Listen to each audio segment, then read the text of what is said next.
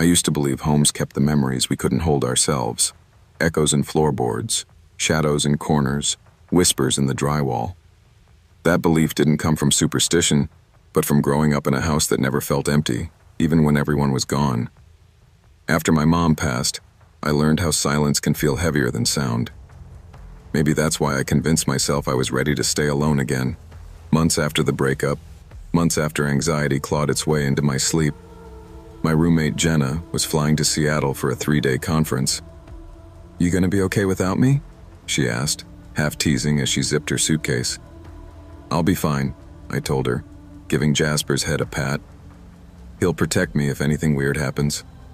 Jasper, my aging golden retriever, wagged his tail, though slower than he used to. That first night was supposed to be simple. Frozen pizza, a dumb movie, a glass of boxed wine. Nothing dramatic. But Jasper refused to settle. He stood stiff in the hallway, facing the front door with his fur raised. His growl was low, shaky, like he wasn't sure if he wanted to warn or run. "Buddy, what do you see?" I whispered. At 2 a.m., the knocking started. Not knuckles. Something dull, rhythmic, like a pebble tapped gently against wood. 3 taps, a pause, then 3 more. I peeked through the peephole, hard hammering. No one. Just the porch light flickering, swaying like something had passed beneath it. By morning, the door stood wide open. My breath stalled. I knew I had locked it. Jasper wouldn't go near it. And on the floor, muddy prints. Too small for a person, too large for an animal. And I knew something was wrong. Saturday night, I tried to convince myself the door incident had an explanation. Maybe the latch hadn't caught. Maybe the wind pushed it open. Maybe Jasper had startled himself, and everything fed off that panic. "Okay," I told him as we ate dinner. "No ghosts, no intruders, just us being dramatic." But Jasper didn't buy it. His ears kept swiveling toward the ceiling. At 11:47 p.m., I heard footsteps above me. Slow, steady, measured.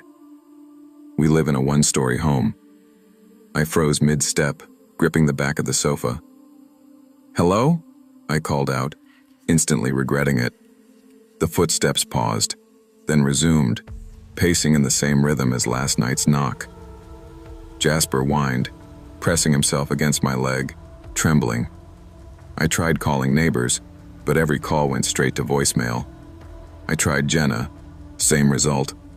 I told myself the storm outside must be messing with reception, but the lie didn't land. The lights flickered at 1 a.m., plunging the house into stretches of pitch-black silence. Every time the lights returned, the footsteps were closer, not above me anymore, around me, parallel, stalking the hallway. At 3 a.m., the house died completely. No power, no hum of the fridge, no furnace kicking on, which made the tapping on my bedroom door unmistakable. 3 soft taps, a pause, 3 again. "Maya," a voice whispered. My name, but sounding eerily like my own voice, spoken through someone else's throat. When I cracked the door, Jasper bolted past me, snarling into the dark hallway at something invisible but unmistakably present.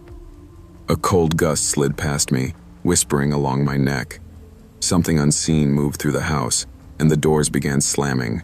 Fast, slow, random, like someone testing how well the house was nailed together. And then drawers opened in the kitchen. Someone, something, was exploring. By Sunday morning, I hadn't slept. My nerves were shot, my eyes gritty, my hands trembling. Jasper wouldn't leave my side, not even to drink water unless I walked with him. I checked the front door again just to prove I still lived in a world with rules. It was cracked open, just an inch. I had locked it. I was certain. I shut it, engaged the deadbolt, and placed a dining chair underneath the knob. "Try getting through that," I muttered, though I didn't believe the chair would stop anything. Jasper sniffed the threshold, then backed away, whining. Another muddy print had appeared, this one pointed inward. By afternoon, paranoia crept in like mold. I searched every inch of the house, pantry, closets, under furniture. Nothing. No signs of forced entry, no broken windows, no footprints across the hardwood beyond the door. At sunset, I called my dad. "Hey, kiddo," he said. "You sound rough." "I think someone's been coming into the house." "You need me to call someone?" "I don't know," I admitted. "I don't know if it's someone or something." Dad paused. "Is Jasper acting strange?" "Very." "Well," he sighed, "dogs don't lie."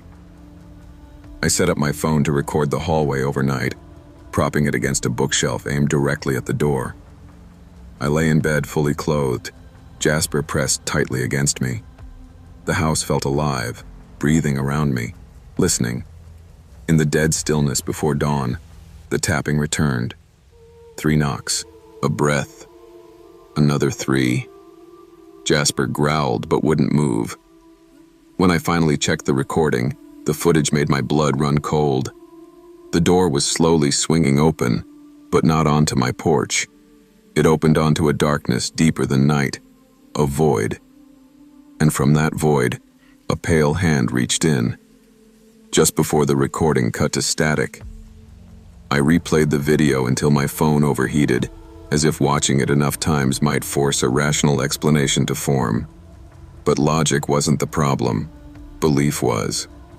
I couldn't deny what I saw, and the more I accepted it, the more the house seemed to change around me. The air felt heavier, colder, damp like a basement. The walls creaked in patterns. 2 knocks, then 3, then 2 again. By noon, I packed a bag. Clothes, laptop, chargers, Jasper's leash.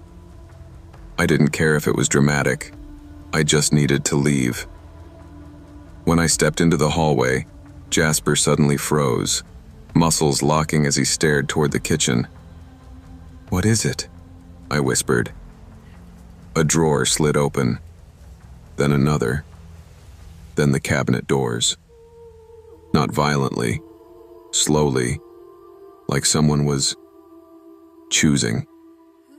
I grabbed Jasper's collar. "We're leaving. Now." As we reached the living room, something clattered in the kitchen, silverware scattering across the tile.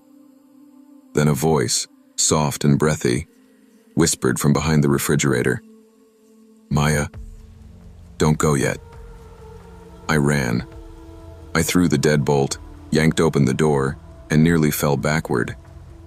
Outside was bright, sunny, normal. Birds chirping, the neighbor's sprinkler running. A perfectly ordinary suburban morning. It felt wrong, like stepping out of a nightmare too fast. I carried Jasper to the car, hands shaking so badly I dropped my keys twice.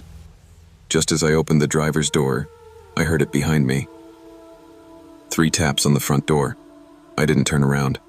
I floored the gas and didn't stop driving until I reached a hotel on the far side of town. I didn't go back for 3 days, and when I finally returned with Jenna, the house was spotless. Nothing moved, nothing wrong. But the recording was gone, deleted. I never moved back into that house. Jenna supported the decision immediately. "If your dog's scared," she said, "I'm scared. End of story." We found a new apartment downtown, a top-floor unit with bright windows, thin walls, and neighbors close enough that silence never feels oppressive. But some things followed anyway. The first time I heard it in the new place, it was a Tuesday around midnight. 3 soft taps against the door. I froze in the kitchen. Jasper whined and hid behind my legs. I checked the peephole. No one there. Just an empty hallway and the faint buzz of the exit sign. I stepped back, heart pounding. Another 3 taps. Soft, patient. I whispered, "I'm not opening it." Something exhaled through the crack beneath the door, and a thin draft slid across my feet, cold as the hallway in my old home. The knocking stopped. But ever since, I hear it some nights, Always the same pattern. Always gentle, as if whatever stands on the other side isn't in a hurry. Jasper refuses to sleep anywhere except right beside my bed now. And sometimes, when the lights are off and the city grows quiet, his ears perk up. He listens, he trembles, and he waits. I don't know what I brought with me when I fled that house. Maybe nothing. Maybe something old, patient, and willing to wait longer than I can hide. But I know one truth now. Some doors don't stay shut just because you close them. When something feels wrong, trust your instincts, even if you can't yet explain the danger. Ignoring fear doesn't make you brave. Listening to it can keep you alive. People always ask why I chose to live alone in a Victorian rental, one with crooked floors, narrow hallways, and a staircase that moaned louder than an old porch swing in winter. The honest answer? It was cheap. Too cheap. And when you're trying to rebuild your life after a messy breakup, square footage matters more than common sense. My partner, Elise, traveled often for work, but this was the first time she was gone for a full week. I tried to convince myself it would be good for me, a chance to prove I wasn't as dependent or anxious as she claimed. The only company I had was Willow, my black cat, who strutted around the house like she owned the place. She acclimated immediately. Me? Not so much. The landlord, Mrs. Hollis, was in her late 70s and always wore oversized sunglasses, even indoors. During the walkthrough, she paused at the heavy antique mirror bolted at the top of the stairs.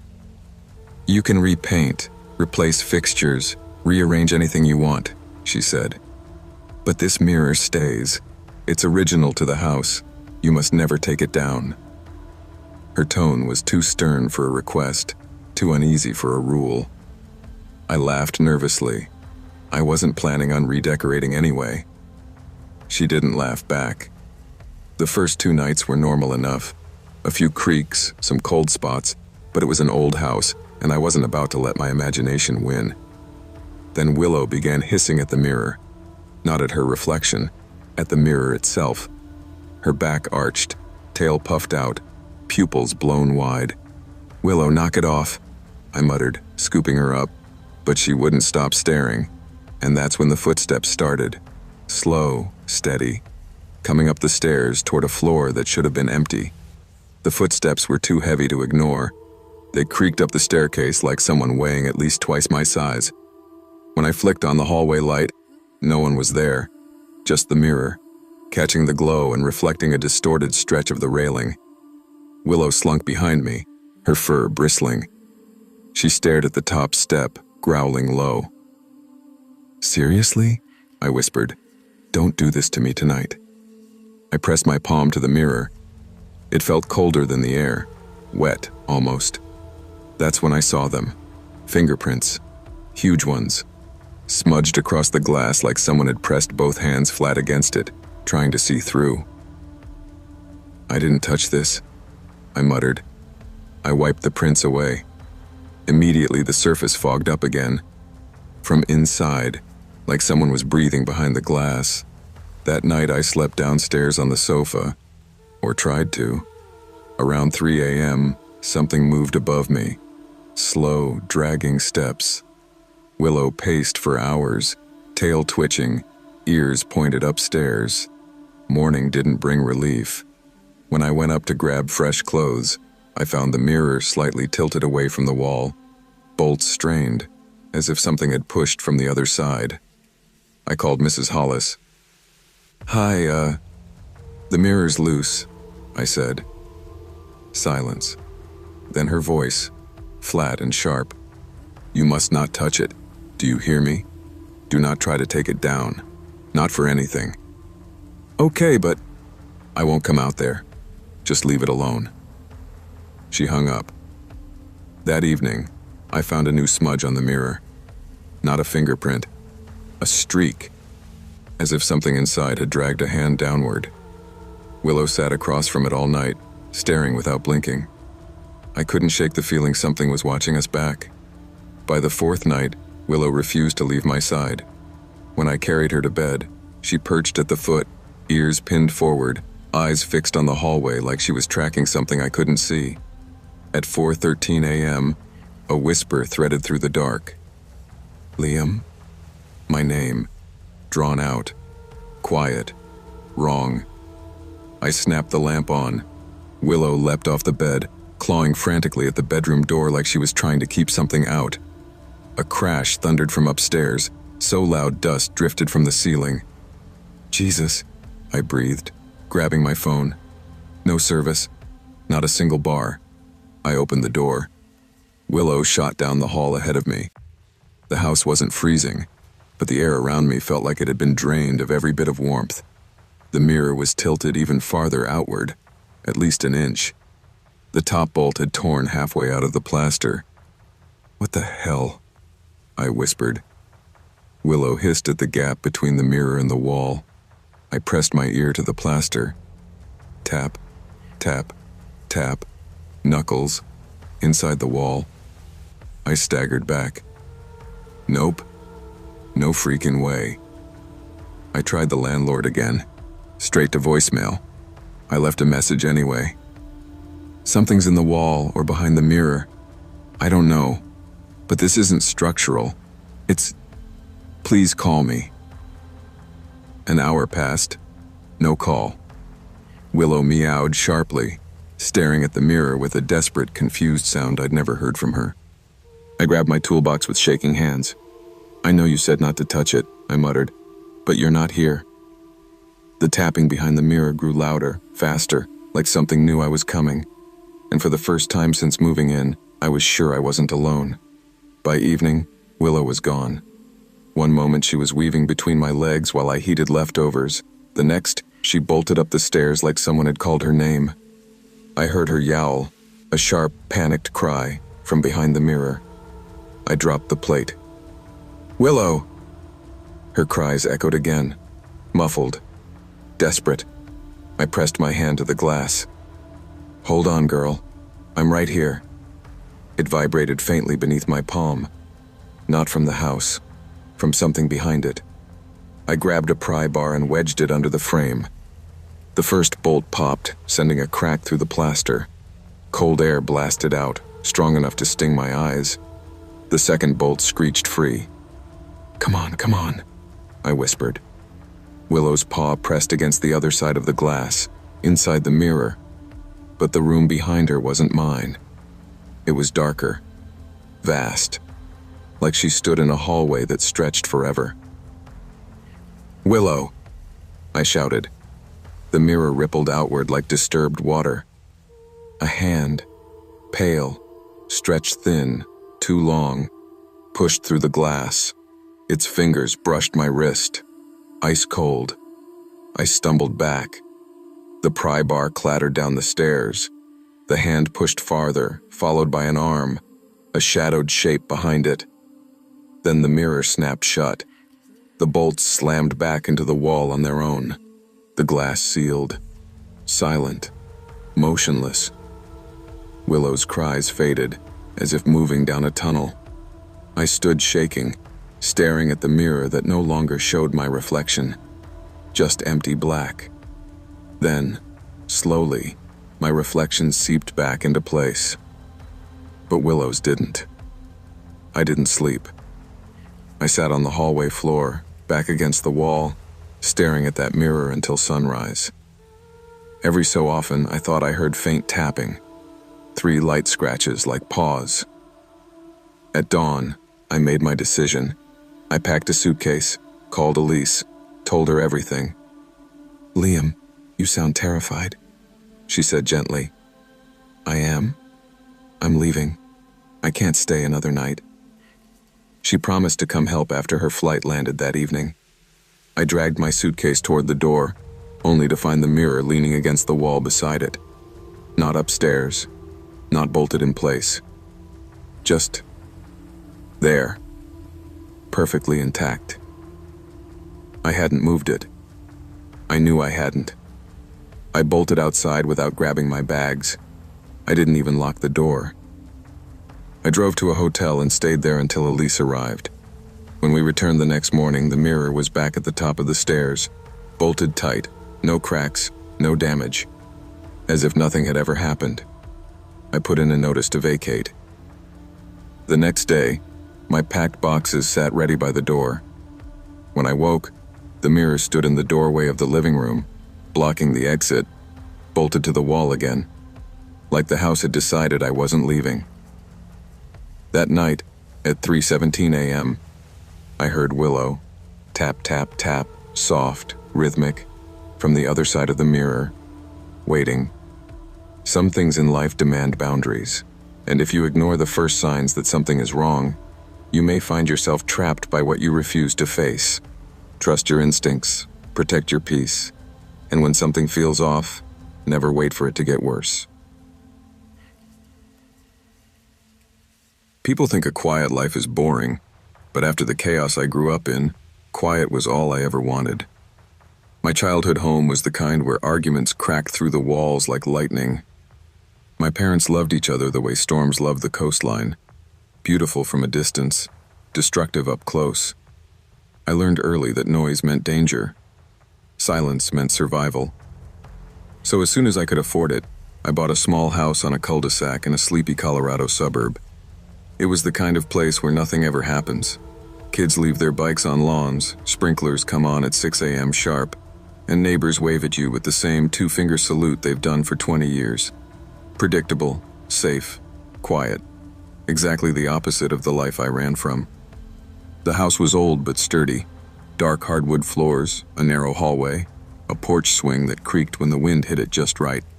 I spent my evenings reading on the couch or cooking something simple, sometimes watching the local news until I drifted off. I had no partner, no kids, no pets.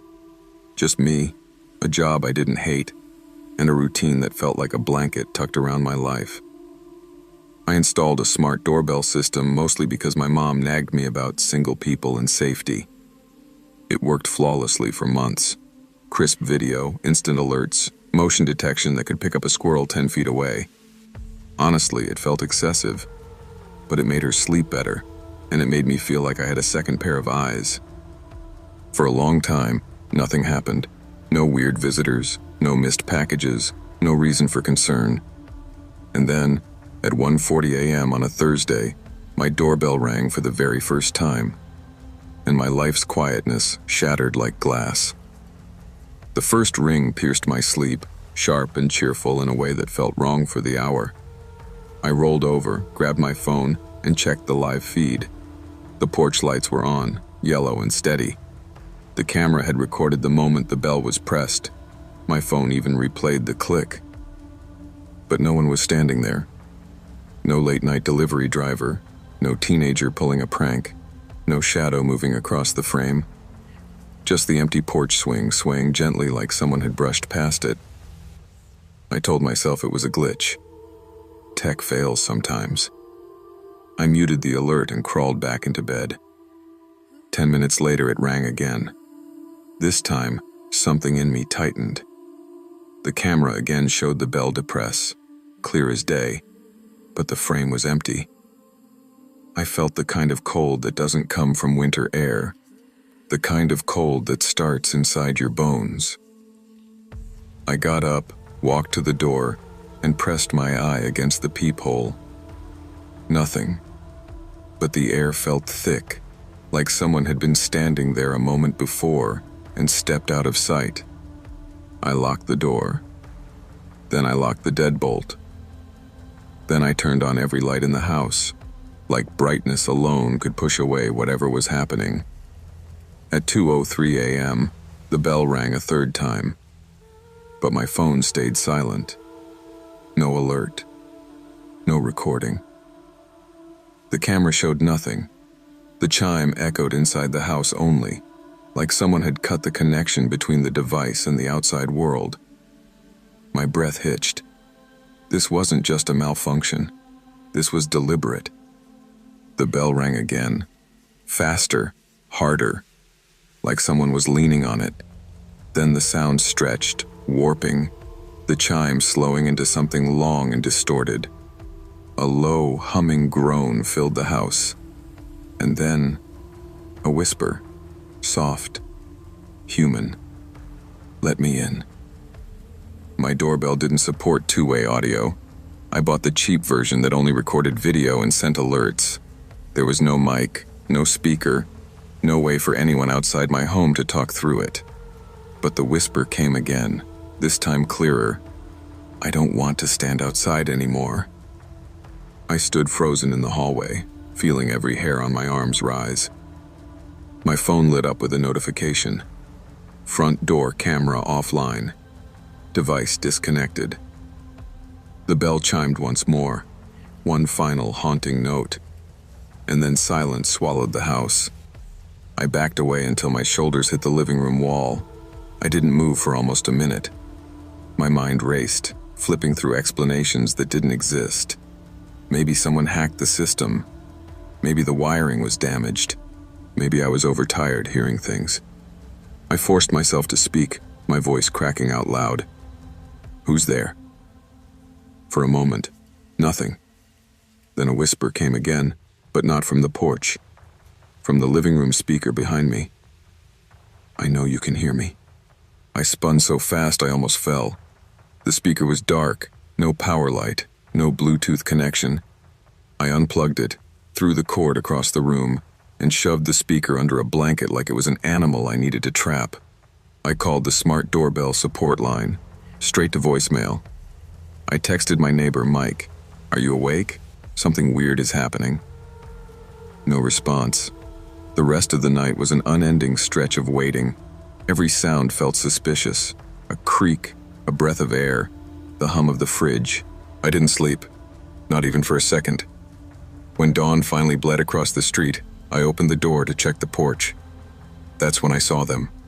Muddy footprints. On the inside of my screened porch. Between the locked screen door and my front door. Right where someone would stand if they'd been there all night. I didn't want to get close to the footprints, but my brain needed confirmation. I crouched down and touched the dried mud with one finger. It smeared. Real. Human. Fresh. My stomach dropped. I checked the screen door. Locked tight. The latch wasn't broken or bent. No signs of prying or tampering.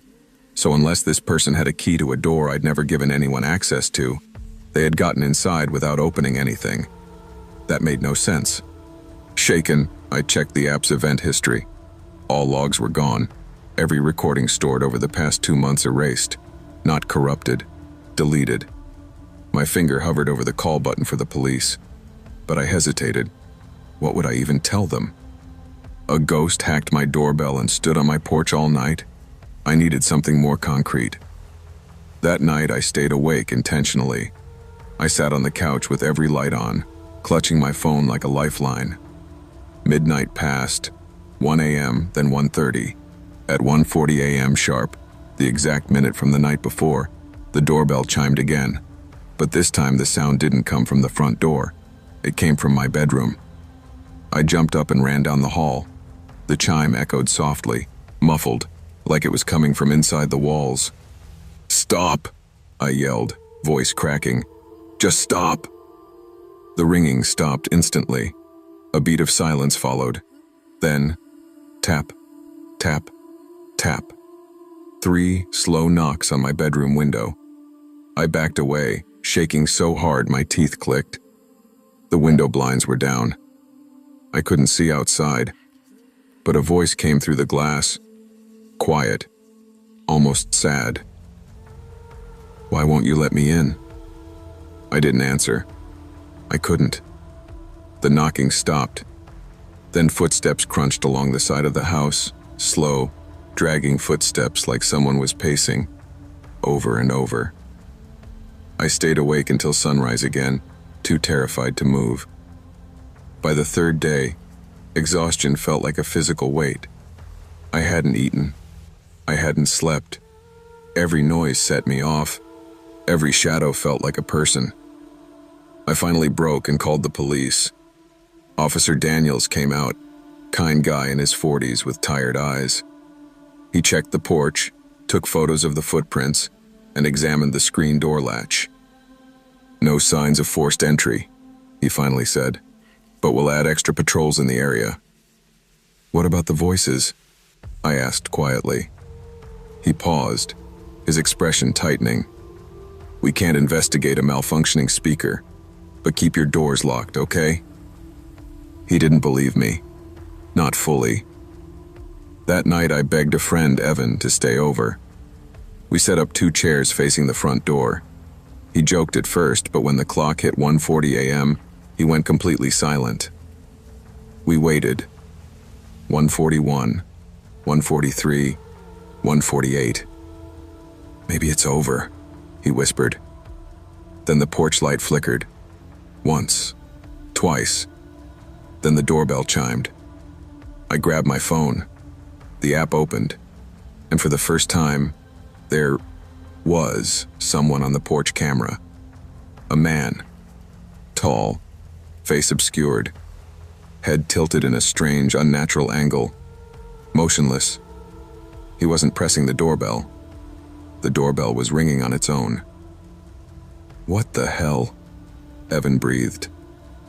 Then the figure lifted one hand and pressed it against the lens. The screen went black. A whisper came through the living room speaker, soft and almost relieved. I knew you were awake. Evan bolted for the door, but I screamed for him to stop. Something slammed against the other side, hard enough to rattle the frame. Another slam. Another. Another. Then the voice whispered right behind us. Let me in. We turned. No one was there. The front door went quiet. The house went silent. The porch camera flickered back online. The porch was empty. The man was gone. Evan left at sunrise and hasn't returned my calls since. I'm writing this as the sun goes down again. I know the doorbell will ring tonight. I don't know what happens if I finally open the door, but the whisper always sounds more desperate, and desperation always escalates. Sometimes we ignore the first signs of danger because we don't want to disturb the quiet life we worked so hard to build. But safety isn't found in silence. It's found in paying attention to the things that don't feel right. Trust your instincts. Fear isn't always irrational. Sometimes it's the only warning you'll ever get. I grew up in the kind of rural American neighborhood where adults had this odd obsession with basements. Tornado shelters, canned food stockpiles, concrete walls painted beige. Basements were supposed to make you feel safe. But they never did for me. Even as a kid, I used to stand at the bottom of my parents' stairs, staring into that half-lit cavern, convinced something was watching me from behind the furnace. My dad said it was childhood imagination. My mom said I watched too many scary movies. I said nothing, because back then, I learned quickly that adults didn't want the truth, only reassurance. Fast forward 20 years. I thought those childhood fears stayed buried. But when I moved into a small rental house on the edge of town, they came crawling back. The house was nothing special. 1 bedroom, a creaky porch, and a half-underground basement I only used for laundry. The landlord bragged about how efficient the basement's design was, with those low ground-level windows letting natural light in. They didn't feel like windows to me. They felt like eyes, round, unsettling portals in the concrete wall. During the day, they showed the legs of passing cats or drifting leaves. At night, they reflected back a warped version of the basement behind me. I avoided looking at them directly. I avoided going down there at night altogether. Still, life was simple.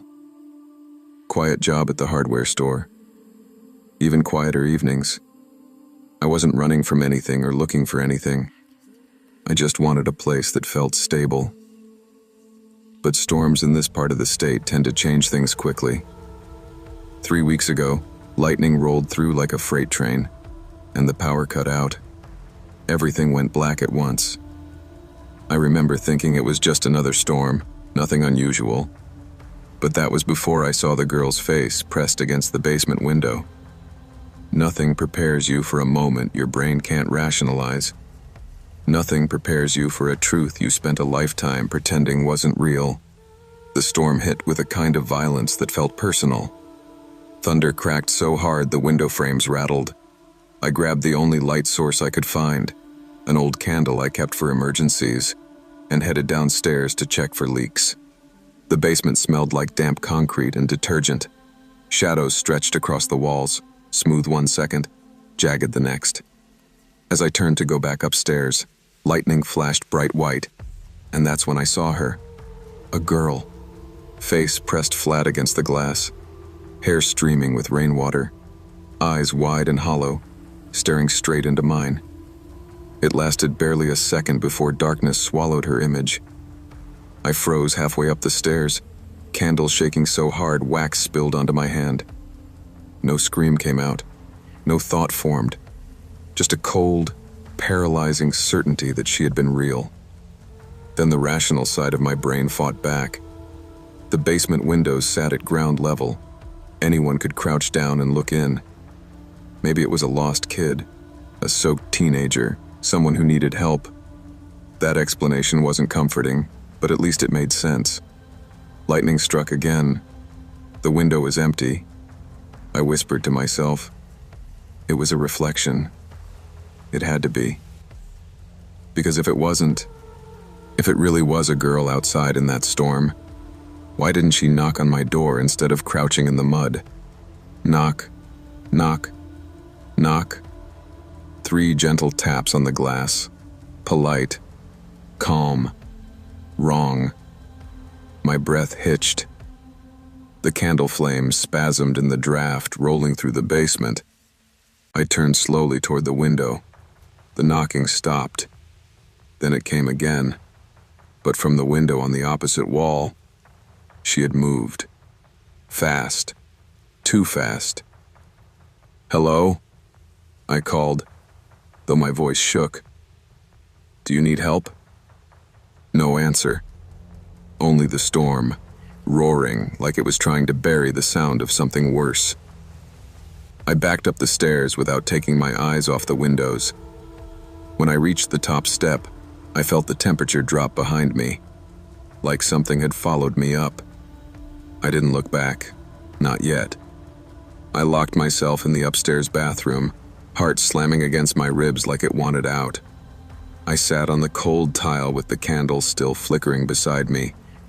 Every time I tried to calm down, another sound drifted up from below, soft tapping, moving window to window, like she was pacing along the wall, mapping the perimeter of the house, not trying to come in, trying to understand it. Around 3 a.m., the tapping stopped. The silence felt heavier than the storm. I cracked open the bathroom door and listened. The house creaked normally again. The storm softened. I stayed awake until sunrise, every muscle wired tight. When the lights finally returned, I forced myself downstairs. Every step felt like a dare. All 4 basement windows were fogged from the outside. Wet condensation streaked across the glass. But it wasn't rain. These streaks were shaped, thin lines, curved smears, finger trails, small hands, as if someone had pressed palms against the window, dragging them slowly downward. My stomach turned. I called the police. Officer Hale came out, took one look, and frowned. "Looks like fingerprints," he said, leaning close. "Kid-sized. Did someone break in?" I asked. "No sign of it. Mud's undisturbed." He stepped outside and shined his flashlight over the yard. No footprints, no depressions, not even a scuffed patch of dirt. "That's impossible," I whispered. He shrugged. "Storm probably washed it away." "But the fingerprints are still here," I argued. He paused, but didn't have an answer. Before leaving, he gave me a look that hovered between concern and doubt. "If anything else happens, call us." But he didn't believe me. Not fully. That night, after convincing myself I'd imagined more than I saw, I went to bed early. I kept the light on, checked the windows twice. Still, near 2 a.m., just as I was drifting into uneasy sleep, a tap echoed against my bedroom window. Then another. Then one more. Soft, polite, patient. I didn't move, because I knew she'd found the next window on her list. I don't know how long I lay there, holding my breath as the tapping continued. 3 slow knocks, a pause, then 3 more. Like she was introducing herself, or waiting for me to respond. Finally, gathering what courage I had left, I slipped out of bed and crept across the room. I didn't open the blinds. Instead, I pressed my ear against them. Nothing. Just the storm's fading drizzle. "Hello?" I whispered, barely audible. "Are you hurt?" Silence. I lifted the blinds a half-inch and peeked outside. Nothing but the empty yard. No girl, no footprints, no movement, just like the basement. The next morning, I tried to rationalize everything. I went to work, tried to keep busy, told myself stress was making me hallucinate. People don't just appear at windows with no tracks. But when I got home, I noticed something new. A faint handprint on the outside of my bedroom window, and another, lower, like she'd crouched, and a third, almost insignificantly small, right near the edge. 3 sizes, 3 shapes, all aligned, like a family, or something that didn't keep the same form twice. I scrubbed the glass until my arms ached, but the prints wouldn't fully come off. It was like the moisture had seeped into the pane itself. That night, I went to bed early again, trying to ignore the tension stretching across my chest. Around 1:15 a.m., I heard movement. Not outside, inside. Soft footsteps at the bottom of the stairs. Slow, deliberate. My heart stopped. I grabbed my phone, dialed 911, but the line didn't ring. No call connected. My service was full, but nothing went through. A whisper drifted up the stairwell, faint and careful. "Are you awake?" Not a girl's voice. A woman's. Low, steady, too calm. The bedroom light flickered once.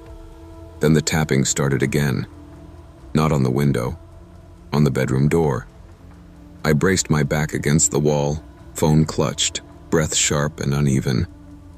The tapping on the door was slow at first, gentle, almost rhythmic. Then it shifted. The knocks moved up the doorframe, like fingers tracing along it, feeling the grain of the wood. I whispered through the crack in my voice, "Who are you? What do you want?"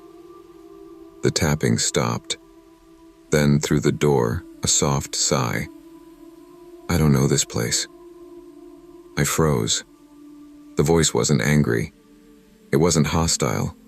It sounded lost. "I don't know this house," she repeated, voice trembling. "But you do." I didn't answer. Couldn't. The doorknob twitched. Just a millimeter. Enough that I heard the metal shift. I lunged forward, gripping it tight before it could turn further. "Please don't," I breathed. Her reply was almost a child's tone this time. "I need to see how it fits." "What fits?" I whispered. "The rooms," she said simply. "Your house is warm. Mine is dark." My lungs tightened. "Where is your house?" Silence. Then, behind the glass. A cold burst of air swept under the door, carrying the smell of wet earth. My eyes watered. My hands shook uncontrollably. Then everything stopped. The footsteps retreated. One step, another, another. Down the hall, down the stairs. The house grew still. A heavy, suffocating stillness. I stayed by the door until sunlight crept through the blinds. When I finally went downstairs, the basement windows were fogged again. This time, a single phrase was smeared across the largest pane in uneven streaks. "Let me learn it." My blood ran cold, because the handwriting wasn't childlike. It was mine. I still live in the house. I still hear tapping some nights. And sometimes when lightning flashes, I swear I see a reflection pressed against the glass. Only I can't tell if it's her or if it's me, Fear is often a warning we train ourselves to ignore. But when something feels wrong, truly wrong, it's better to trust your instincts than dismiss them. Not every threat makes footprints. Not every danger announces itself. And sometimes the things we fear most are the ones we try hardest to convince ourselves aren't real.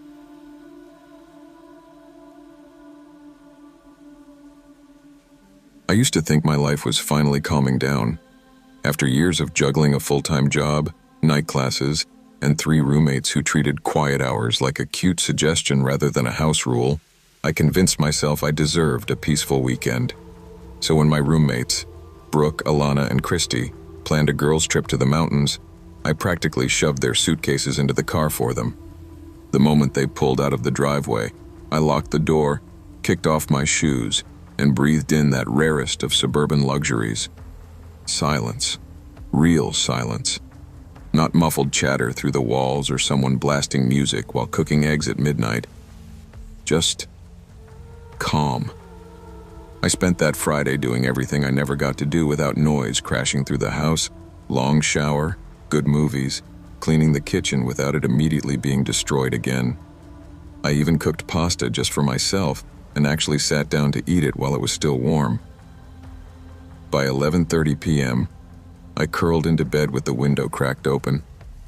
The air smelled like early autumn, cool, a little sweet, and full of the false promise that nothing bad happens in quiet neighborhoods.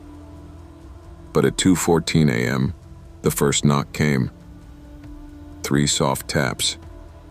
Not urgent, not demanding, almost polite. My eyes snapped open. Nobody knocks at 2 in the morning unless they're drunk, confused, or dangerous. Maybe all 3. I waited. Then 3 more taps, a little louder, a little less polite. Every ounce of comfort I'd felt earlier evaporated, replaced by a cold pinch in my stomach. Something didn't feel right, and that was the moment my peaceful weekend started to unravel. I slipped out of bed and crept toward the front door, staying quiet like the house had taught me to all these years. When I pressed my eye to the peephole, a wave of something deeper than fear washed through me. No one was there. Not a shadow, not a porch light reflection, nothing. "Who is it?" I called out, trying to keep my voice firm. Silence. I double-locked the door and backed away. I tried to convince myself it was probably some drunk guy from the next street over. But when the knocking didn't return, I managed to settle back into bed. 15 minutes later, the knocking came again. This time, from the back door. Precise, rhythmic. 3 knocks. Pause. 3 more. My breath caught in my throat. The back door wasn't visible from the street. It was tucked behind a cluster of overgrown bushes my roommates always swore we'd trim but never did. No stranger should even know it existed. I grabbed my phone, hands trembling. The screen displayed a mocking message. No service. Perfect. Just perfect. The knocking grew faster, more insistent, like whoever was out there was losing patience. And then, nothing. Total silence. I stood completely still, trying to hear past the pounding of my heartbeat. That's when I heard it. A faint creak from the living room, the kind of sound old wood makes when someone steps on it. But this creak wasn't random. It was slow, weighted, deliberate. I felt my skin tighten. Someone wasn't knocking anymore. Someone was inside the house. I backed down the hallway, each step softer than the last. The living room doorway cast a long rectangle of darkness across the hall floor, and in that darkness, a shadow shifted. A human outline. Broad shoulders. Still as a statue. I didn't think. I ran. I darted into my bedroom, slammed the door, locked it, and shoved my desk chair under the handle. I crouched behind the bed, phone clutched so hard my fingertips went numb. The house settled into a suffocating quiet. No creaks, no footsteps, no breaths besides my own. Then the floorboards groaned again. Slow, heavy footsteps, coming down the hall, coming toward my door. I pressed myself tighter into the corner, trying not to cry. I heard the shadow stop right in front of my door. The air felt wrong, like it thickened around me. A soft whisper slid through the crack under the door. "I know you're awake." My stomach turned to ice. I didn't recognize the voice. It wasn't deep or high. It was hollow, like someone who hadn't spoken loudly in months.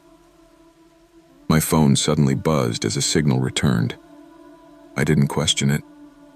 My thumb trembled across the screen as I dialed 911. 911, what is your emergency?" I whispered. "Someone's in my house. Please, please send help." For the first time in my life, hearing a stranger's voice brought me relief. The footsteps retreated, soft and slow, as if the person already knew police were coming, as if they were familiar with the timeline. Minutes felt like hours. Then, sirens, lights, pounding on the front door. But when police entered the house, guns drawn, they found nothing. Absolutely nothing. No intruder, no forced entry, no open window, nothing to explain the whisper that chilled my bones. Police swept the house room by room. I followed close behind, shaking but refusing to be alone. There were no footprints on the tile, no smudges on the doorknobs, no sign that anyone had touched a thing. "You sure you heard someone?"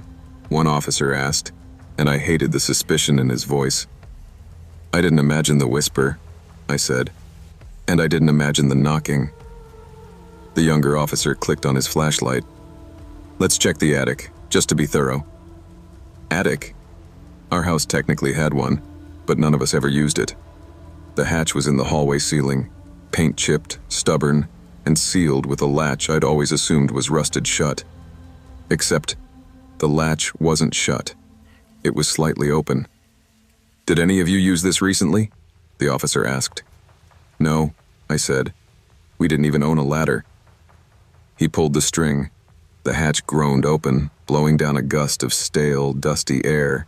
As his flashlight beam swept across the insulation, something caught the light. A blanket, a crumpled grocery bag, a stack of empty food wrappers, a small, hollowed-out space, carved deliberately, lived in, recently. "Oh my God," I whispered. The younger officer knelt and picked up one of the wrappers. "This hasn't been here long. Someone's been staying up here." The older officer sighed, shoulders tightening. He probably came down through the attic hatch, moved around the house, and went back up when we arrived. I tried not to pass out. Someone had been inches above our heads, eating, sleeping, listening. Someone who knew the house better than we did. Someone patient enough to wait for the perfect moment. And that moment had been when I was alone. The police stayed until sunrise, searching the block. They never found the intruder. No fingerprints, no footprints, no signs of forced entry anywhere. Maybe he slipped out while I was calling 911. Maybe he'd been watching for sirens. Maybe he knew exactly how much time he had. My roommates got home the next morning to find me on the couch, wrapped in a blanket and surrounded by police tape. They listened in terrified silence as I told them everything. Brooke asked, "Did he take anything?" "No," I said. "He didn't want things. He wanted time." We moved out 2 weeks later. None of us argued. None of us suggested staying. The landlord claimed he'd never heard of anything like that, but I could tell from his face he wasn't surprised. Sometimes I wake up at 2:14 a.m. without meaning to. Sometimes I think I hear steps on the ceiling. Sometimes I swear I hear that same whisper when the house settles at night. I know you're awake. I lock my windows now. I never ignore a knock, and I never assume quiet means safe. People talk about ghosts and monsters and supernatural threats, but the scariest thing I've ever known was real, alive and patient enough to hide inches above my head, waiting for the house to be empty, waiting for me to be alone, waiting for a moment that would have changed my life forever, or ended it.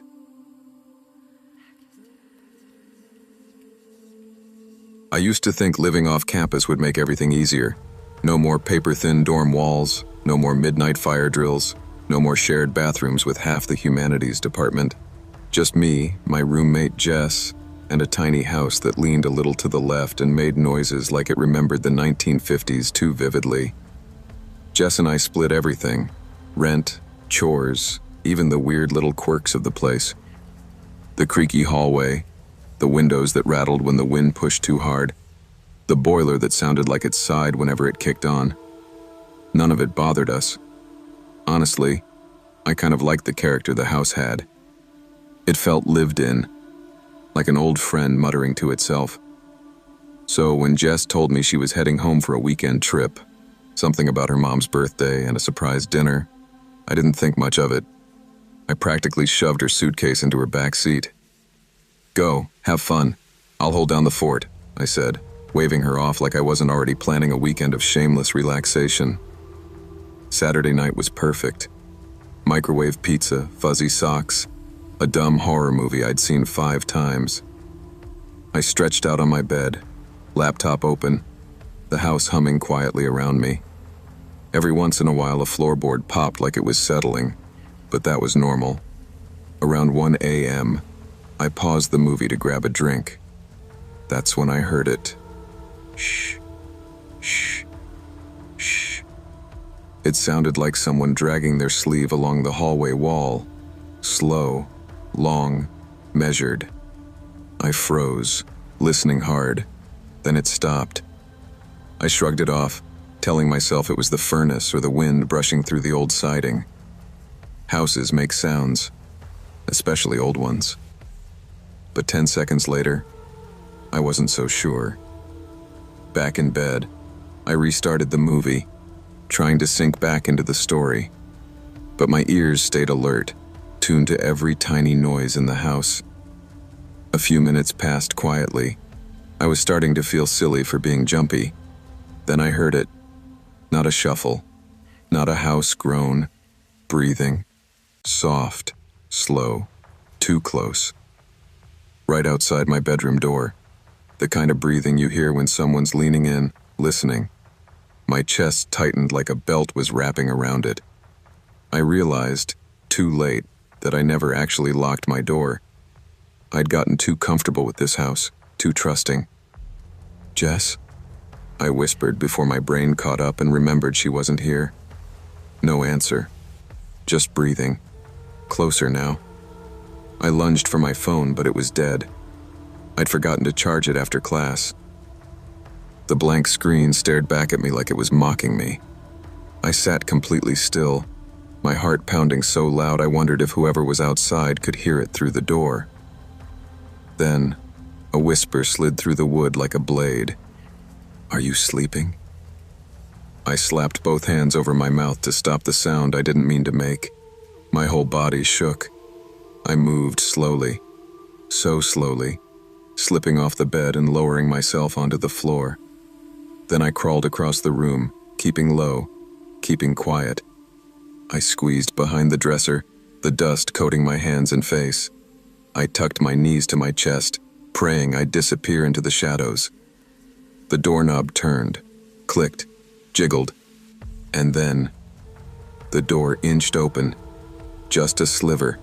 I saw fingers curl around the edge of the doorframe, long, pale, purposeful. Someone was in my house. The door opened wider, slow enough to make every second feel like a scream that wouldn't come out. A tall, thin silhouette slipped inside, careful with each step. I couldn't see a face, only a shape, a human outline moving in the dark. They stood in the middle of my room for a long moment, breathing, listening. The air felt heavy around them, like they were deciding something. I pressed my back harder against the wall, trying to steady my own breath.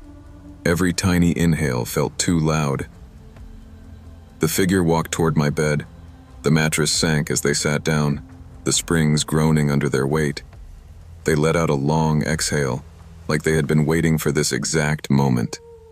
Waiting for me. I stayed frozen behind the dresser. Minutes passed, slow, agonizing minutes that stretched like hours. My legs cramped, my throat went dry, but I didn't move, didn't blink, didn't dare. From the bed, the figure whispered again, "I know you're here." I bit down hard on my lip until I tasted blood. Anything to keep from making a sound. 10 minutes, 15, 20. Then, the mattress shifted. The figure stood up. Their steps moved toward the door. They paused at the threshold, as if listening for one last sign of life. And then they slipped out. The door clicked shut behind them. I didn't wait. The second the hallway quieted, I crawled out, grabbed the first shoes I saw, and ran to the window. The cold glass burned my hands as I shoved it open. I climbed out barefoot, dropping into the wet grass, and sprinted down the street toward the neighbor's porch like the house was on fire behind me. Because in a way, it was. My neighbor, Mrs. Keller, nearly had a heart attack when I banged on her front door at 1:40 in the morning, sobbing and shaking like I'd just escaped a nightmare. I tried to explain, but the words tangled together. Breathing, door, someone inside, until she finally pulled me in and called the police herself. It took the patrol car less than 5 minutes to arrive. I watched from Mrs. Keller's living room window as officers circled my house with flashlights, guns drawn. Everything felt surreal, like I was watching someone else's horror. 20 minutes later, one officer approached the porch where I sat wrapped in a blanket. His expression told me something before he even opened his mouth. "Miss, you said you heard footsteps inside your room?" "Yes." "And someone sat on your bed?" I nodded. He exchanged a look with another officer, a look that twisted my stomach. There are signs someone's been staying on the property. Underneath it. My jaw tightened. Underneath? The officer motioned for me to follow. They led me around to the side of the house where a small hatch sat partially hidden behind bushes. I'd never noticed it before. The younger officer tugged it open. A sick smell of damp earth and stale sweat drifted out. His flashlight beam swept across what was inside. Blankets, food wrappers, empty water bottles, a backpack with no wallet, no phone, no ID, a pair of filthy boots. "Someone's been living in your crawl space," he said quietly. "For a while." My knees nearly buckled. Then I saw the final detail. Dirty footprints leading directly from the hatch, around the house, to my bedroom window, and straight to my door. I spent the rest of that night on Mrs. Keller's couch, my hands shaking every time a car passed or a branch scraped the siding. The police stayed on the street until sunrise, but they never found the man. Somewhere between me fleeing the house and them arriving, he'd vanished. Jess drove back first thing in the morning. She hugged me so tight my ribs hurt, apologizing over and over like any of this was her fault. She went pale when the officers showed her photos of the crawl space. "We're not staying here another night," she said, and for once, I didn't argue. We moved out within 2 weeks. The landlord tried to insist the crawl space had always been locked, but even he avoided looking directly at me when I asked how long it had really been since he checked it. Even now, months later, the memory clings to me. When I close my eyes at night, I still hear the whisper, "Are you sleeping?" I still picture the fingers curling around my doorframe, the quiet silhouette on my bed, the 20 minutes of waiting in the dark, while a stranger breathed in my room like he owned the air. I double-check locks now. I keep my phone charged. And I never ignore unusual noises. Not creaks, not whispers, not anything. Because sometimes it isn't the house making those sounds. Sometimes it's someone who's been living closer than you think, waiting for a moment when you're alone, tired, and vulnerable.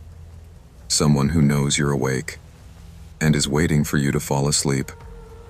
Trust your instincts, secure your home, and never assume strange sounds are harmless. Safety often depends on paying attention to the small warnings your mind tries to dismiss. Staying alert can be the difference between danger passing by and danger stepping into your room.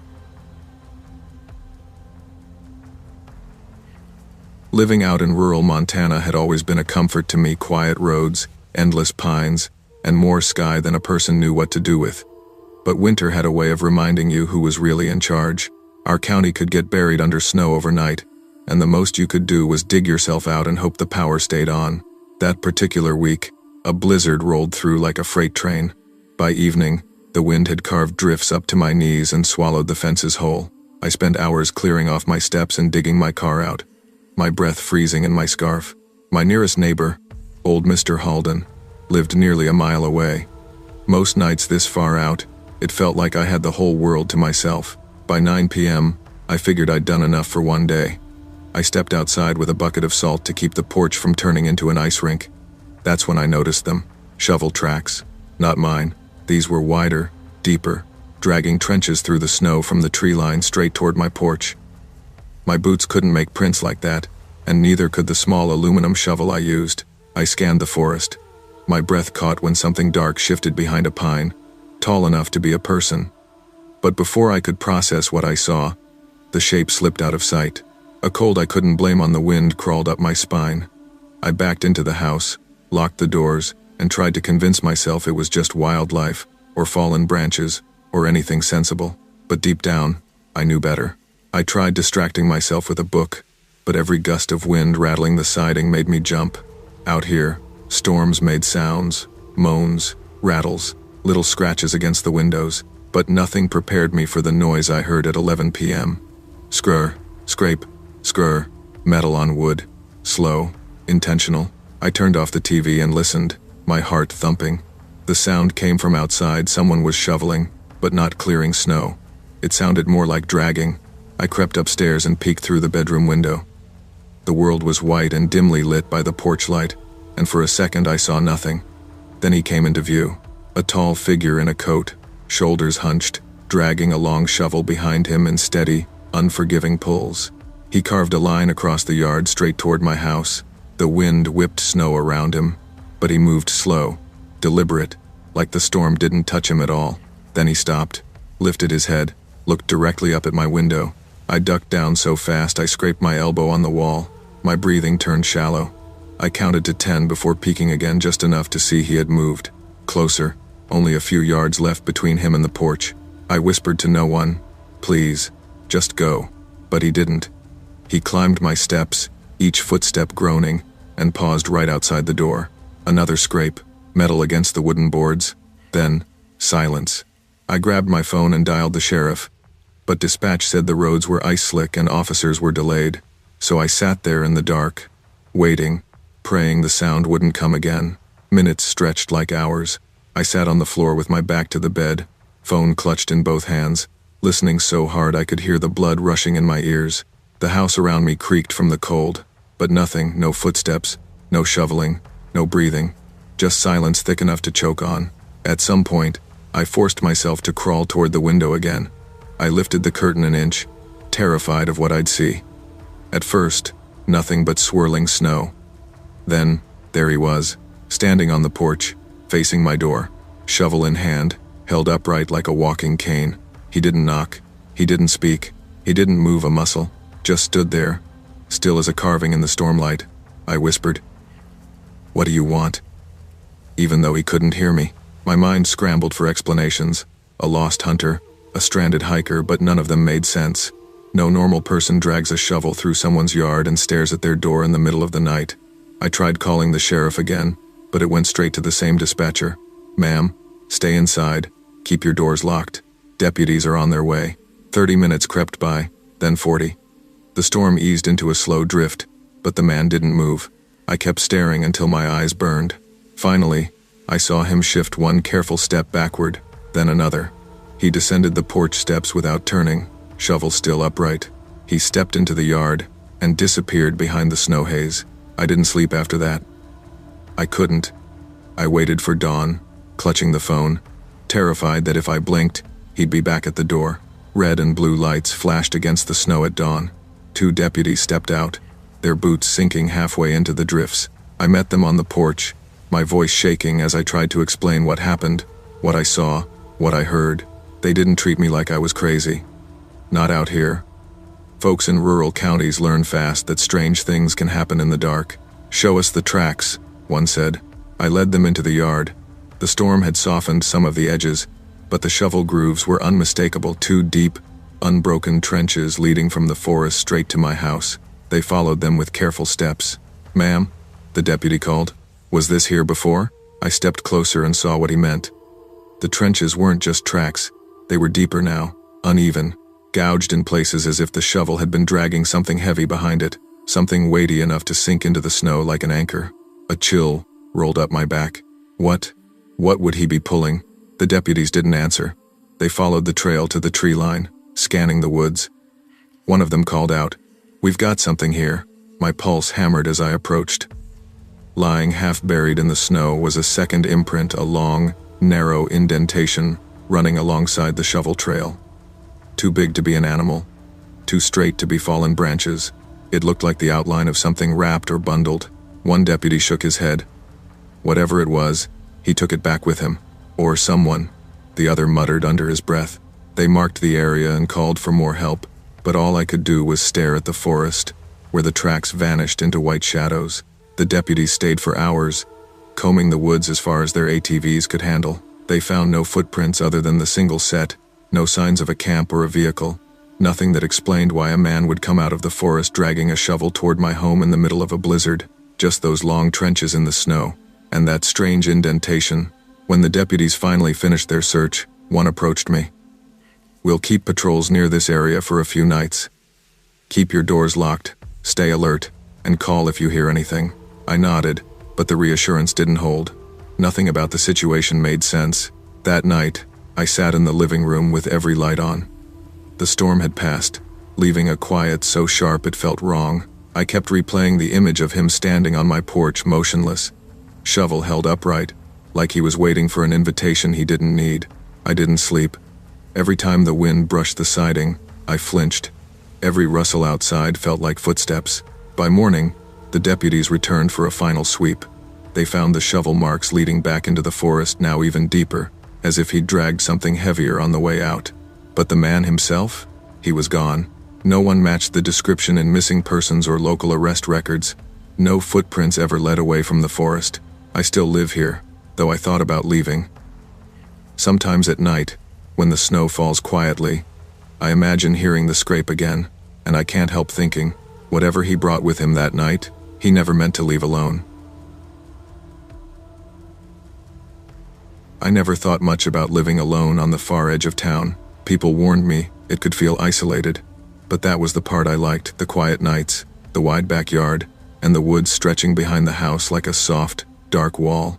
I grew up in places where neighbors argued through paper-thin walls and sirens never stopped. Out here, all I heard was wind and the occasional owl. When I first moved in, I treated the house like a project. Fresh paint, new locks, security lights, and a motion-activated porch lamp that flicked on every time a stray cat strutted by. I joked about it with coworkers. If anyone wants to murder me, at least I'll get a light show first. They laughed, I laughed, and that was that.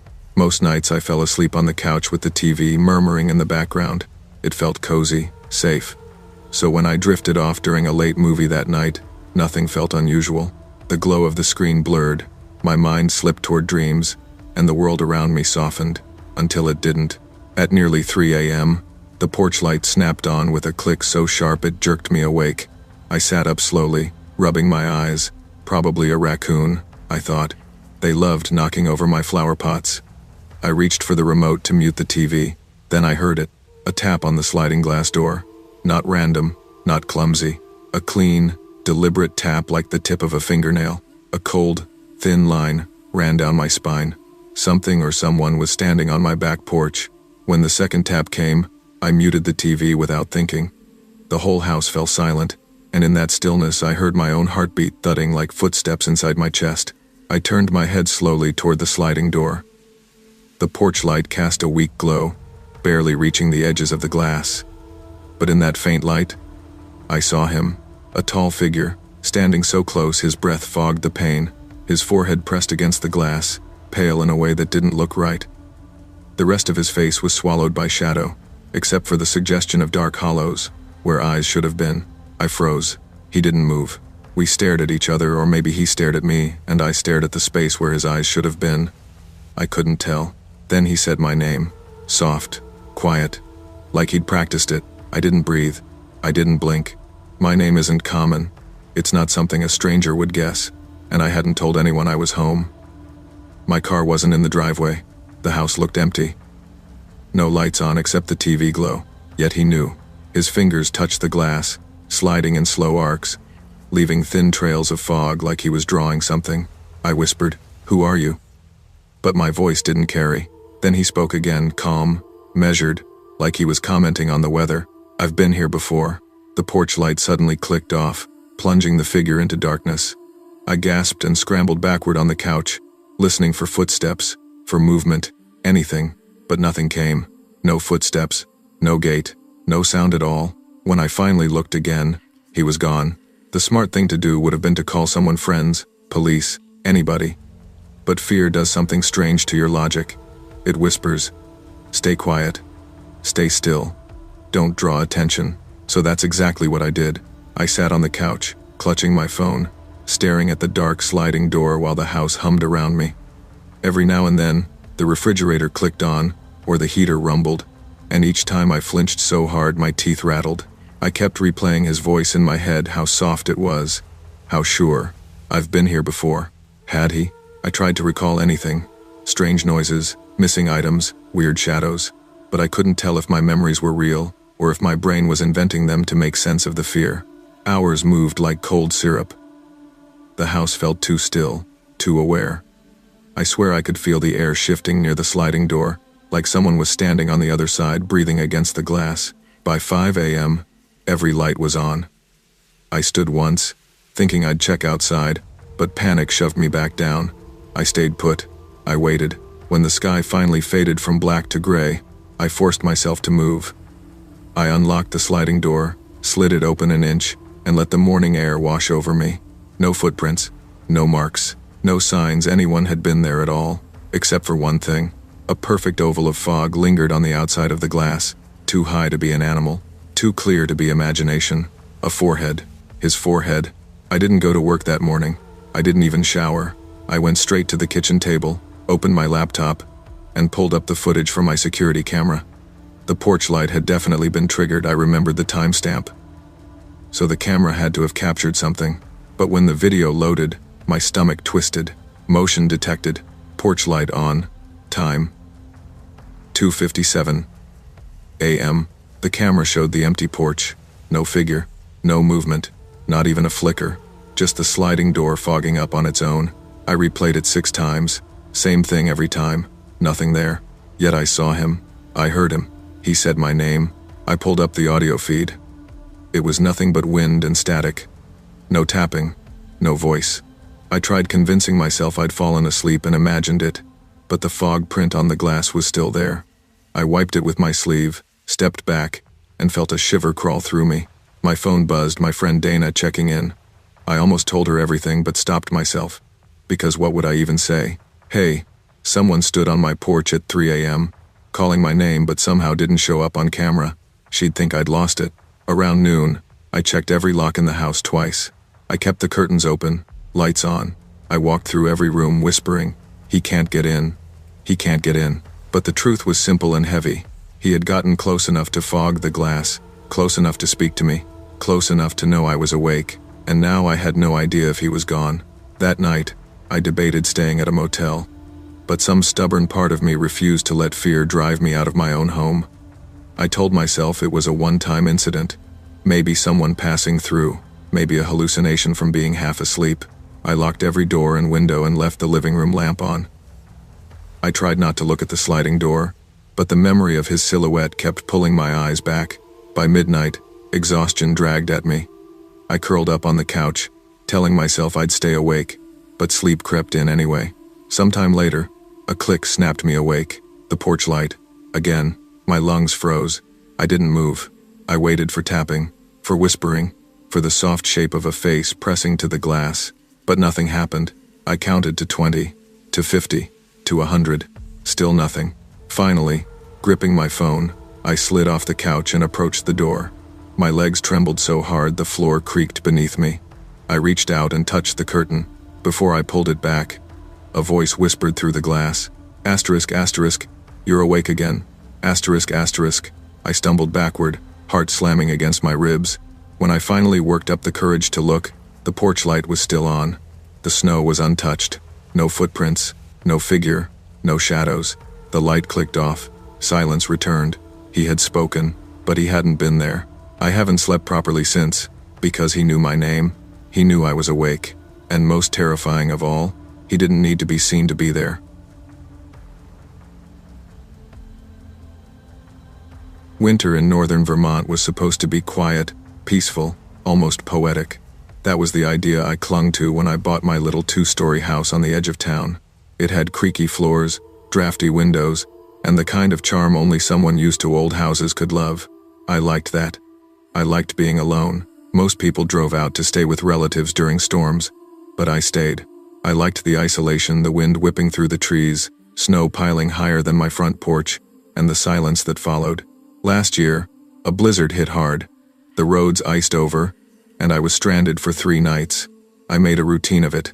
Shovel the driveway, keep the fire going, make tea, and watch the storm through fogged-up windows. The first night was peaceful, if exhausting. The second night, though, something changed. Around midnight, the power flickered. The hallway lights pulsed in time with my heartbeat, or at least, that's how it felt. I paused the TV and listened to the usual creaks, groans, and whines of an old house. Then I heard it, a voice, faint, distorted, almost buried in static. It came from the attic above my bedroom. At first, I thought it was the storm, maybe whined through the shingles or an animal trapped somewhere. But it didn't fit. The sound rose and fell like someone speaking to another person, pausing, waiting for a reply. I froze. My stomach turned. No one had keys to my house. The attic had no vents, no pipes, no insulation that could carry sound from outside. And yet, someone or something was there. I tried to rationalize it. It's probably the wind, I whispered to myself, but my voice sounded small, thin, and wrong. I kept listening. The voice repeated, almost in rhythm with my racing heartbeat.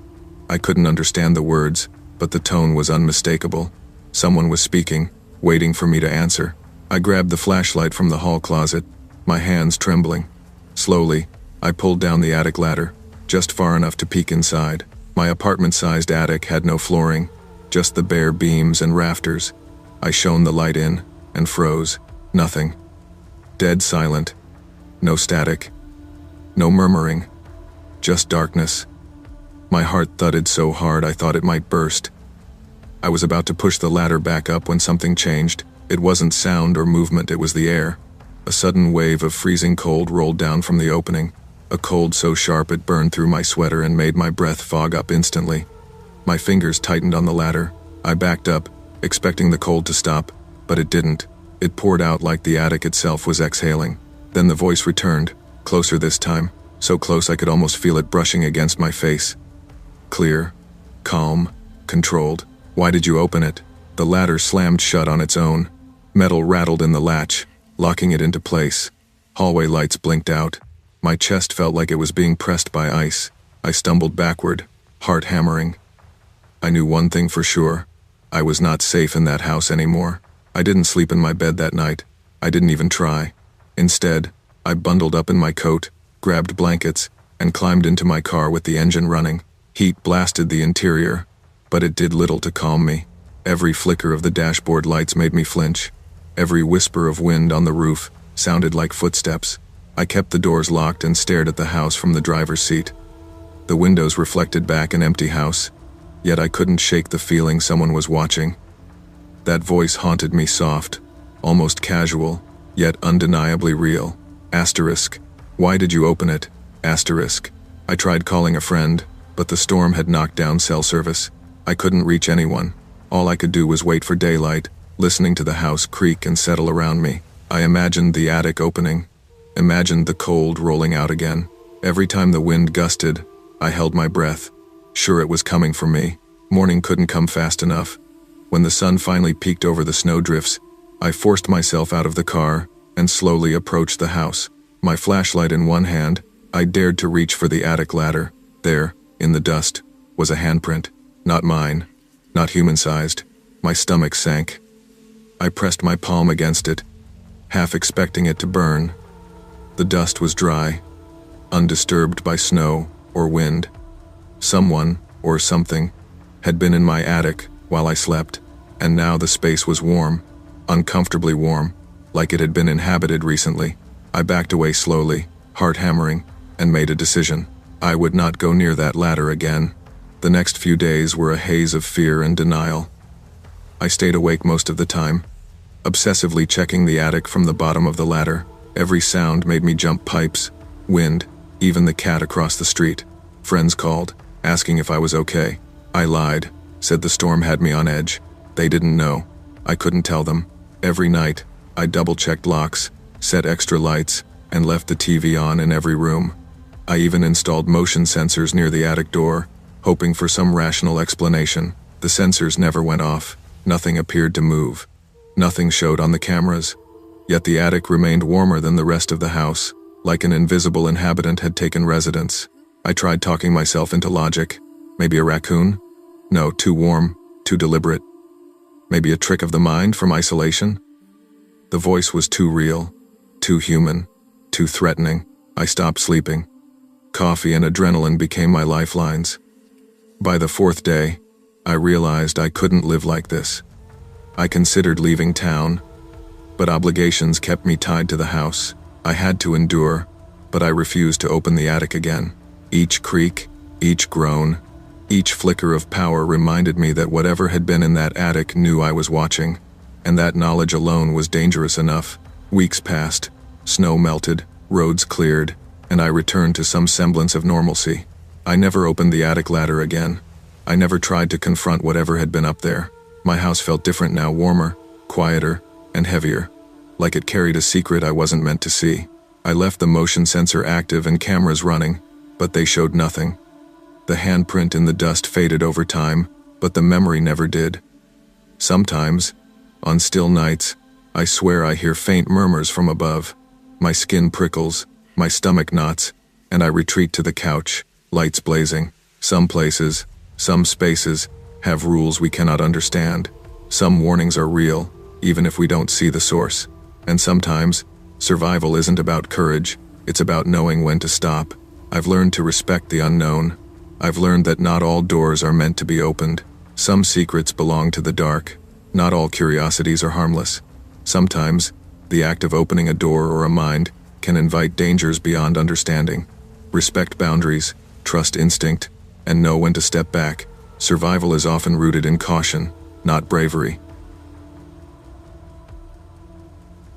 I never expected a farmhouse in the middle of nowhere to feel so alive. When I bought the property, the realtor described it as quaint, full of character. I was 28, single, and craving distance from the city's noise. I thought the creaks, drafts, and peeling paint were charming. Wedge, my shepherd mix, seemed to approve, sniffing every corner as though marking his territory. The first week was peaceful.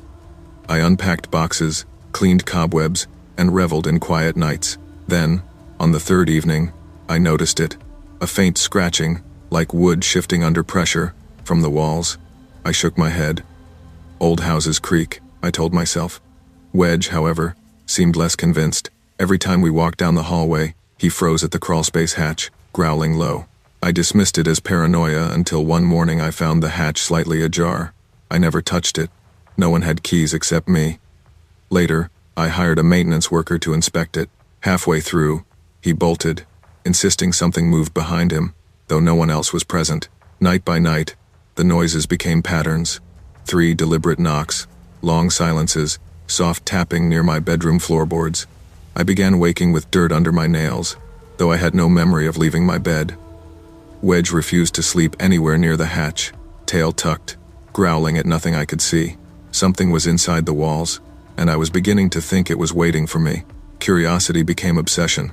I combed through town records and visited the local library, hoping for some explanation. A neighbor finally told me the house had belonged to a reclusive man named Harold Kessler, who vanished decades ago. He had obsessively recorded voices he claimed lived between the walls, People thought he'd lost his mind. That night, I lay in bed, listening. The usual creaks and taps were there, but beneath them, I thought I heard something else, my own voice. Whispering fragments of things I had only thought privately. My blood ran cold. Wedge's unease worsened.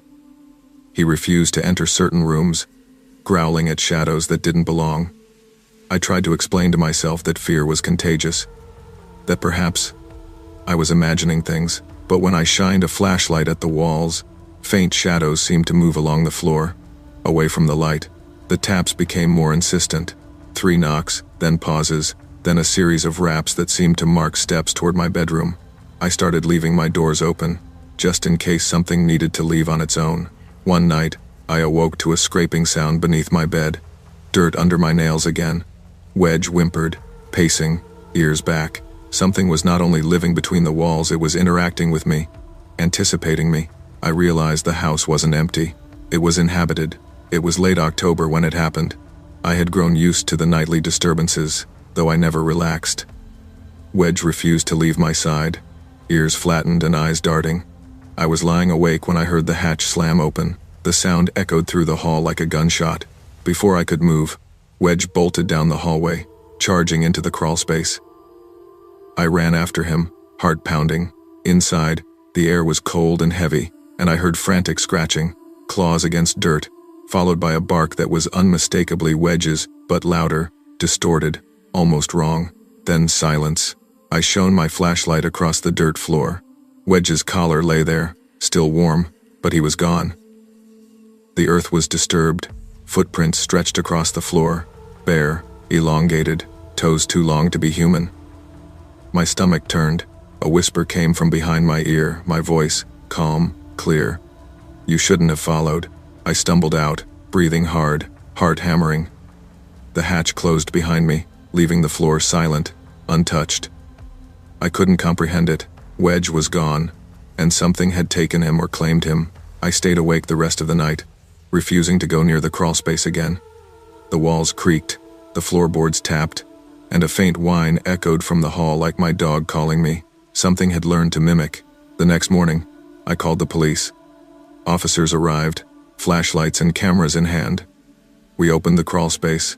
It was spotless dust, undisturbed, the floor empty, no footprints, no collar, nothing. Wedge was gone, and nothing in the dirt indicated he'd ever been there. The officers shook their heads. "It's an old house," one said. "Animals, settling, the wind," but I knew better. The house had played tricks on me, or worse, had a life of its own. That night, I barely slept. Every corner, every shadow, every floorboard felt alive.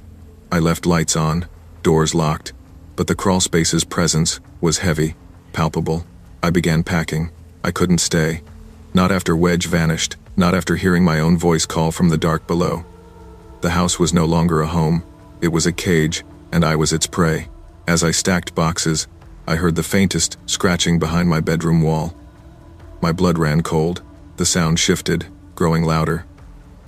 Then it formed a whine, my dog's exact whine, the one he used to get my attention. I froze. Somehow, Wedge or whatever had taken him was still inside, and it had learned my voice too. I left the house at sunrise, locking the doors and dragging boxes into my car. I didn't look back. The air smelled faintly of earth, of old wood, of something breathing just beyond the walls. My phone buzzed with messages from friends, but I didn't answer. I didn't need witnesses. I just drove, keeping my eyes on the road, praying the house would fade behind me. That night, miles away, I swore I heard a scratching, faint, deliberate, coming from my bedroom wall back at the farmhouse. A whine followed Wedge's exact whine. My stomach dropped. Some doors should never be opened. Some voices should never be heard. And some presences, once invited even unknowingly, never truly leave. I've learned that curiosity can carry consequences far beyond imagination. The house remained standing at the edge of town, silent to the eye, but alive in ways I can't explain. I never returned, and I never will. Some boundaries exist for a reason. Curiosity can uncover truths that are better left hidden, and ignoring instincts or the signs of something unnatural can invite danger that may never let you go. Respect your intuition. Survival sometimes depends on caution, not courage. I didn't plan to be alone in the mountains, but that's how it worked out. The cabin belonged to my uncle, a rickety two-story lodge perched on a ridge where cell service never reached, and the nearest neighbor was miles away. Nimbus, my 12-year-old cat, was the only other occupant. I had thought a week alone would be a welcome escape, books, firewood, and the storm rattling outside. The first night, the wind blew so hard I thought the windows would shatter. Nimbus huddled by the fireplace, occasionally lifting his head to scan the dark corners of the cabin. I reassured myself that old houses groan in the cold, that cats are jumpy creatures. The third night, it happened. I was curled up reading when I heard it. 3 soft knocks at exactly 1:13 a.m. Slow, polite, intentional. My heart skipped a beat. I jumped up and opened the porch door. Nothing. Snow piled thick, wind whipping around, but not a person in sight. Only one muddy boot print faced the door. Beside it sat a small wooden figurine, a human shape with its hands over its eyes. My stomach churned. I tossed it into the fire, watching it blacken and twist. Nimbus hissed, arching his back, tail fluffed high, refusing to leave my side. I tried to laugh it off. Probably someone playing a prank, I said, though my voice sounded weak, even to me. The storm raged on outside, and the cabin felt suddenly smaller, more vulnerable. I didn't sleep, not that night, or the nights after, as the storm howled and the sense of being watched settled in like a shadow I couldn't shake. The fourth night, I woke to Nimbus staring at the cabin door, his low growl vibrating through the floorboards. Outside, barely visible under the porch light, a tall, thin silhouette stood perfectly still. I shouted, "Nothing, just snow and shadow." My pulse pounded as I leaned against the doorframe. Nimbus pressed against my legs, trembling, eyes locked on the figure. By morning, snow revealed only one set of footprints circling the cabin in tight, endless loops. I checked every lock. Everything had been secured the night before. Yet, the front door was unlocked, and there it was, a new figurine, carved to depict a human with its hands covering its ears. I froze. I remembered the first one, hands over the eyes. The new figure's gesture made sense. It wasn't random. Someone had placed them deliberately, in sequence. Each evening, at 1:13 a.m., the knocks continued, gentle, polite. Each time I found a new figurine, each one more unnatural than the last. I couldn't explain it. My phone had no service. The generator sputtered and died, leaving the cabin in the low hum of the storm. Nimbus refused to leave my side, hissing at shadows that didn't belong, stiff and wary of corners where I saw nothing. I tried to tell myself it was a prank or some local eccentric, but the methodical nature, the timing, the gestures was too precise, too deliberate. And deep down, I realized, the sequence wasn't over. That night, sleep was impossible. I wrapped myself in a blanket, lighting the fireplace and keeping Nimbus close. Around 1:13 a.m., instead of the usual knocks, silence fell. The cabin felt thicker somehow, heavier, as if the walls themselves were holding their breath. Then I heard it. Slow, measured breathing. Inside, near my bedroom door. Nimbus growled at first, then went rigid, ears flattened. The cat pressed himself against me, trembling. My hands shook as I reached for the flashlight, heart hammering. I opened the bedroom door. Nimbus sat rigidly at the threshold, staring at something invisible, tail tucked, fur bristling. On the floor, the latest figurine had appeared, hands wrapped tightly around its own throat. I swallowed hard. Voice stuck in my throat. The fourth form. The pattern made sense now. See no evil, hear no evil, speak no evil. The last figure choking was a warning I hadn't understood. The snow outside hadn't been walked on by anyone at all that night, yet something had been inside the cabin, moving with purpose. I called out, my voice barely more than a whisper. Nothing answered. Only the crackle of the fire and the low, tense hum of Nimbus's growl. My stomach sank. Whoever or whatever had left the figurines had come inside. I felt the weight of unseen eyes, the air heavy with intent, and I realized that the carvings were not threats. They were instructions, warnings left by someone who had learned what lived in the storm, in the snow, in the spaces humans overlook. I couldn't leave. The snowstorm had trapped me, roads impassable. Every time I tried to rationalize, Nimbus reminded me otherwise, staring corners down, hissing at shadows that shifted with no source. The figurines continued to appear in impossible places. On the table, beside my chair, even on the mantel. Each one replicated a gesture: eyes, ears, mouth, throat, like someone had choreographed a warning dance. My anxiety grew. I began pacing, checking doors, peeking out windows. No footprints. No tracks outside besides the looping prints from earlier nights. Nothing. The air grew colder than the storm, a biting draft that didn't match the broken windows or the fire. I realized the fourth figurine, the strangled one, had appeared inside, placed beside Nimbus. My cat stared straight ahead, ears twitching, tail rigid, refusing to move. I felt a creeping sense of wrongness. It wasn't the intruder I feared, it was whatever rules this place had. My own rationality faltered. I whispered to Nimbus, "We need to survive until morning." But even I didn't know how. The storm outside howled, snow piling higher, and I understood in that instant. The cabin had its own intelligence. It observed, it punished, it taught. I stayed awake that night, holding Nimbus, flashlight shaking, listening to the echoes of breathing and wind. I realized the figurines weren't just warnings, they were lessons in survival for anyone alone in this place. Dawn arrived, gray and silent. I stumbled to the window. Snow covered every track. The cabin looked innocuous again, serene. I exhaled shakily. Scanning the porch, no figurines outside. I went to the table. Another figurine sat there, hands covering its throat. Nimbus refused to approach. I understood. The figurines were warnings, left by someone who had survived the storm. Someone who knew the rules. Observe, respect, and never provoke what lives unseen. The intruder or whatever had placed them wasn't outside anymore. The lesson had been delivered. I packed quickly, carrying Nimbus, shivering in exhaustion. The cabin stood quiet behind me, snow piling higher with each hour. I glanced back once. Silence. Shadows seemed still, obedient, as if waiting for the next traveler who ignored the warnings. Curiosity can be fatal if you disregard what you do not understand. Some spaces carry knowledge we are not meant to grasp. Some warnings are meant to be obeyed. Even now, whenever I hear a knock at the wrong hour, I remember the sequence, the figurines, Nimbus's warning growl, and I never, ever, ignore it. Some warnings exist for a reason.